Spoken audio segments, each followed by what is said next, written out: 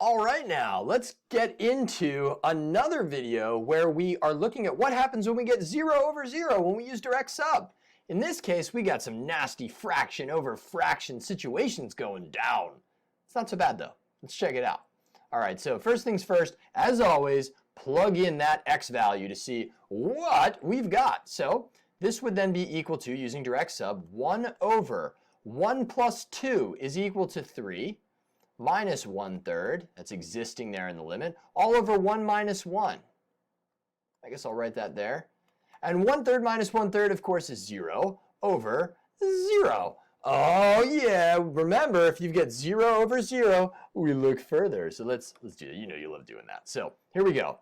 What do we do? Well, in this case, there's a couple different ways we could solve this. And I'll show you both ways. Way number one is the way that I actually prefer, and I call that the clear out method.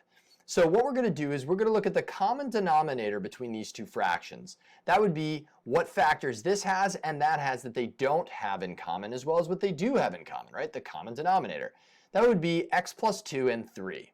So what I'm going to then do is I take this and I'm going to multiply through the top and the bottom, this being the top and this being the bottom, by that common denominator. That would be 3 times x plus 2. And down here by the same thing, 3 times x plus 2. Now, why does this work so well? Well, check out what happens. When I multiply by 3 times x plus 2, you're distributing that to each of these fractions in here. So when you multiply 3 times x plus 2 here, watch, and we'll kind of do this out long ways. Why not? The limit as x goes to 1, you end up with 3 times x plus 2 all over x plus 2 minus 3 times x plus 2 all over 3. All over, oh, it becomes a mess. You might be looking at this being like, dude, what are you talking about? This got worse. Trust me, it'll get better. Now, looking at this, the x plus 2's are going to divide out here, right? It's part of the common denominator. They're gone. Then the 3's are going to divide out. So now what we've essentially done in the numerator is gotten rid of the extra denominators going on there. So you copy the limit as x goes to 1.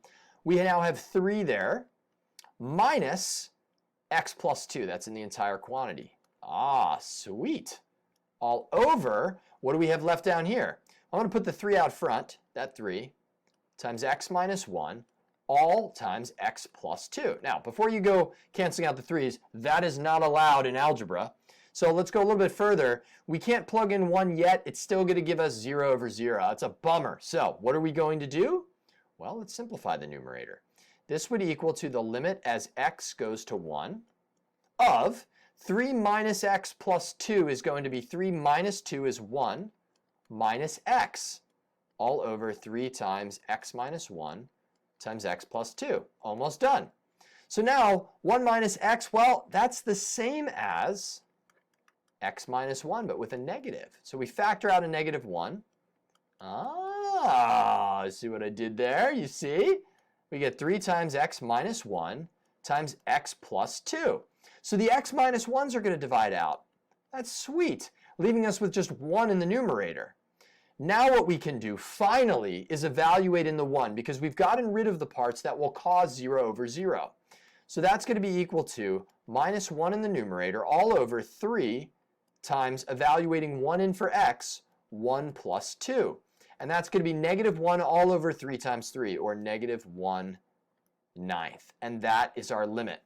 So you want to look at this thing from a mental perspective of, I got 0 over 0, I got to get rid of the fractions. So let me multiply through by the common denominator. That'll get rid of these fractions. A lot of things are going to cancel out beautifully. Now from here, guys, you need to trust your algebra. It's not about memorizing the steps. It's about saying, wait a second, I now know that I can simplify. I got this. So we break down the algebra. We say, ooh, we can do some factoring. Once we do that, we're in like Flint to a plug-in situation where we're just plugging in the last limit value. Notice I keep carrying down that limit throughout until we've actually evaluated the limit. That's important because we haven't actually solved the limit yet, right? That's the operation. Once you plug in the 1, then you've taken the limit action. Now, that's how I would do the problem. In case you want a little bonus material, I'm going to show you another way of doing this in case it, I don't know, floats your boat a little better. So I'll rewrite the problem here. The limit as x goes to 1 of 1 over x plus 2 minus 1/3 all over x minus 1. Now again, if you're like, dude, I'm totally good with this way, then keep it. You don't need to go over this way at all. But if you're like, you know, I could use a second way of looking at it, let's do this.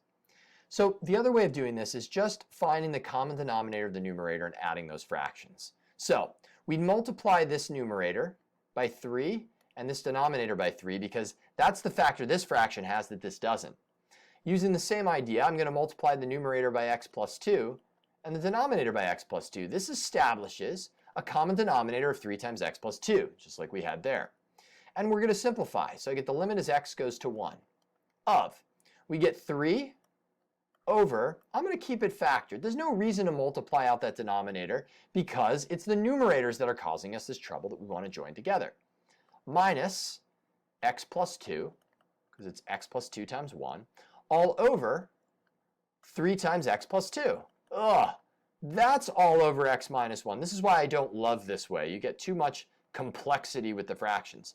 But like I talked about last time with the mental abilities here, just trust yourself and simplify. So we're going to combine the numerators. That's going to be 3 minus x plus 2. That's 3 minus 2 is 1 minus the x over 3 times x plus 2. Now, you've got all of this divided by x minus 1. That's the same as multiplying by 1 over x minus 1. So if your teacher's teaching it this way, the reason why this works is you're saying division by a number. And division by a number is the same as multiplying by 1 over that number. For instance, if I divide by 4, isn't that the same as multiplying by 1/4? Well, you're dividing by x minus 1. That's the same as multiplying by 1 over x minus 1. That's why this works.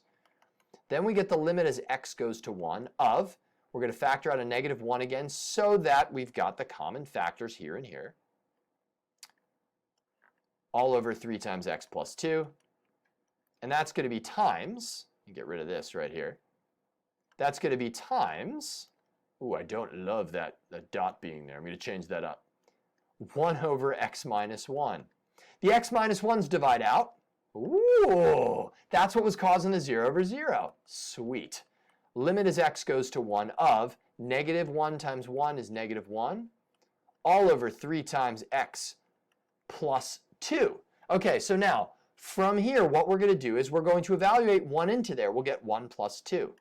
So that's going to be negative 1 all over 3 times 1 plus 2. Nice. And so that ends up giving us negative 1 over 3 times 3, or negative 1 over 9. Of course we got the same answer. It'd be terrible if we didn't. So that was another way of doing the problem. You can do it either way. I prefer way number 1, this way. But if you're uncomfortable with it, combine those fractions. Why not? It works just the same. See you in the next video.